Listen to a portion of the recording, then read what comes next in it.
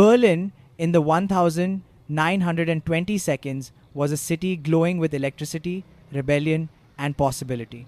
After the chaos of World War I, the city bloomed into a dazzling playground of nightlife, art, and eccentricity. Cabarets lit up the nights, jazz bands filled the smoky air, and people from every corner of Europe flocked to Berlin to taste its new, daring freedom. Cocktail bars buzzed with chatter, dancers glided under colored lights, and a sense of adventure lived in every corner. But among all the glitter and chaos, there was one unique invention that made Berlin nightlife legendary: a clever, slightly mischievous system installed in a handful of its most stylish bars. Pneumatic tubes for sending flirty messages across the room. The idea was simple but genius.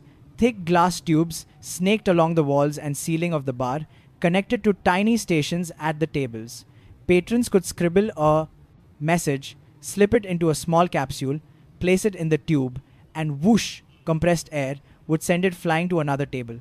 It was fast, silent, and wonderfully exciting. One of the liveliest spots equipped with this system was Bar Monshine, a dimly lit lounge where writers, dancers, musicians, bankers, and dreamers mixed freely.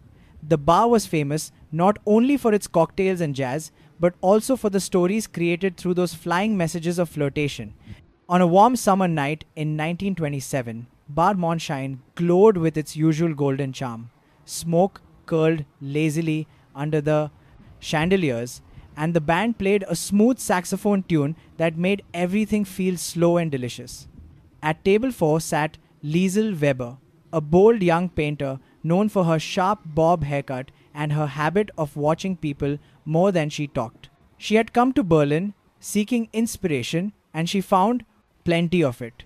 Across the room, at table 11, sat Jonas Adler, a shy journalist who had wandered into the bar with friends. His friends quickly drifted to the dance floor, leaving him alone with his drink and his nerves. That's when he noticed Liesel. She sat with her chin raised, eyes bright, her sketchbook open but untouched. In a room full of noise, she looked like calm art. He stared a second too long. She caught him. A tiny smile formed on her lips, dangerous and inviting. Jonas looked away immediately, cheeks burning. His friend beside him nudged him and whispered, "Use the tubes." Idiot. He hesitated. It felt silly, childish even. But another glance at Liesel, who was now pretending not to look at him, gave him courage. He wrote the shortest message he could manage. "Your smile made me forget my drink."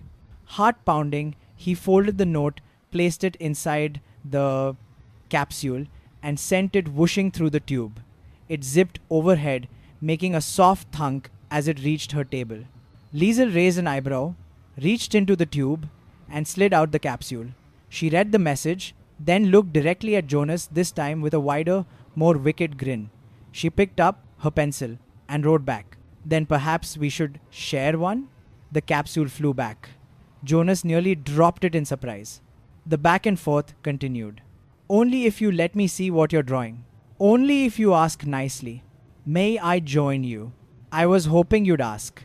By the time Jonas stood up and crossed the room, the entire bar had noticed the sparks passing through the air tubes. The bartender smirked. The band switched to a slower tune. His friends whispered excitedly. Jonas reached Liesel's table, and she closed her sketchbook gently. "You know," she said, "messages are charming, but conversations are better." They talked for hours. They danced once, laughed often, and when the night ended, the bar's pneumatic tubes had carried the beginning of a story neither of them would forget. The bar continued to host hundreds of flirtations, some silly, some short-lived, some blossoming into real love. Many Berliners jokingly referred to the system as airborne romance, and tourists came to see it with curiosity. But nothing captured the spirit of 1920 seconds. Berlin, quite like those messages zipping through the air, tiny. Bursts of hope, courage, and connection. In a time when the world felt uncertain, the tubes gave people a way to reach each other with the simplest spark of bravery. A note sent through the air, hoping someone special would open it.